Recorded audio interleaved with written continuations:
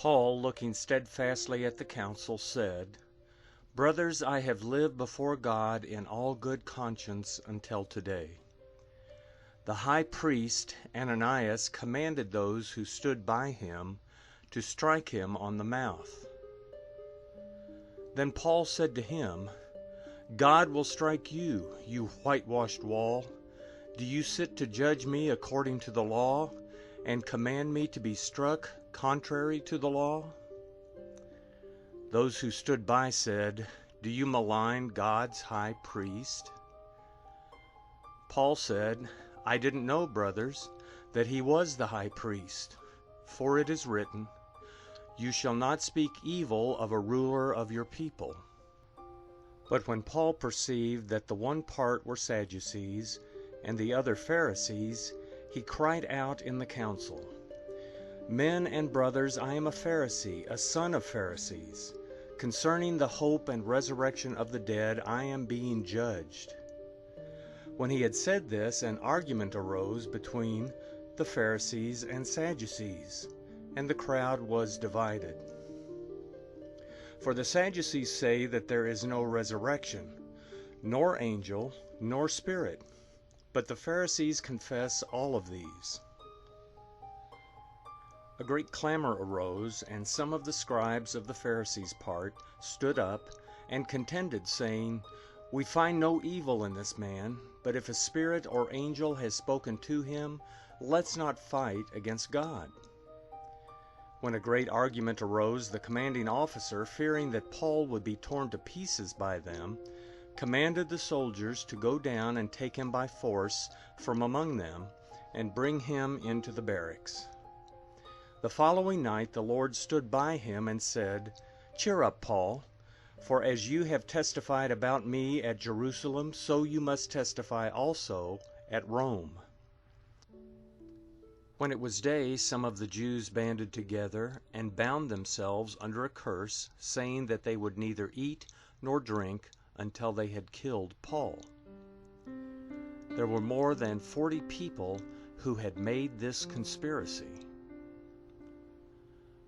They came to the chief priests and the elders and said, "We have bound ourselves under a great curse to taste nothing until we have killed Paul.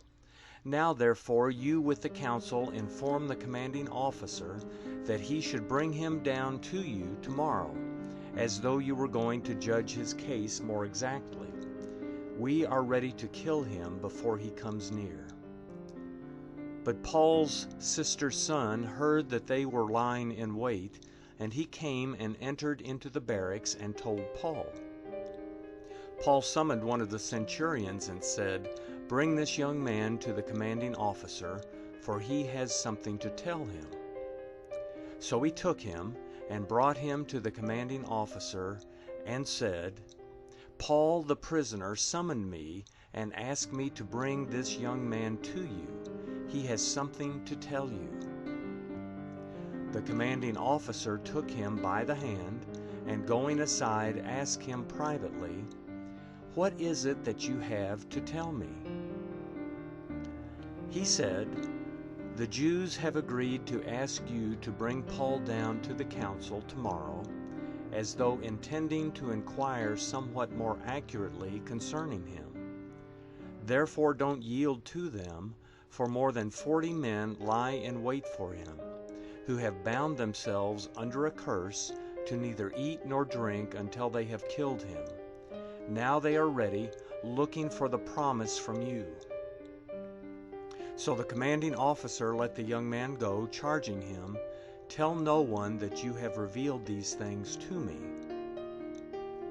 He called to himself 2 of the centurions and said, "Prepare 200 soldiers to go as far as Caesarea with 70 horsemen and 200 men armed with spears at the 3rd hour of the night."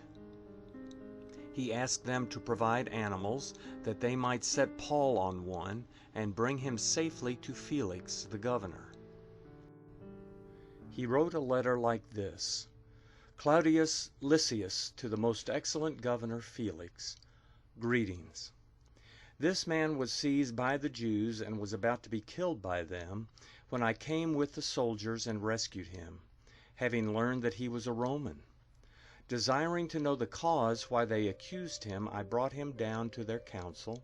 I found him to be accused about questions of their law, but not to be charged with anything worthy of death or imprisonment. When I was told that the Jews lay in wait for the man, I sent him to you immediately, charging his accusers also to bring their accusations against him before you. Farewell. So the soldiers, carrying out their orders, took Paul and brought him by night to Antipatris. But on the next day they left the horsemen to go with him and returned to the barracks. When they came to Caesarea and delivered the letter to the governor, they also presented Paul to him. When the governor had read it, he asked what province he was from. When he understood that he was from Cilicia, he said, "I will hear you fully when your accusers also arrive." He commanded that he be kept in Herod's palace.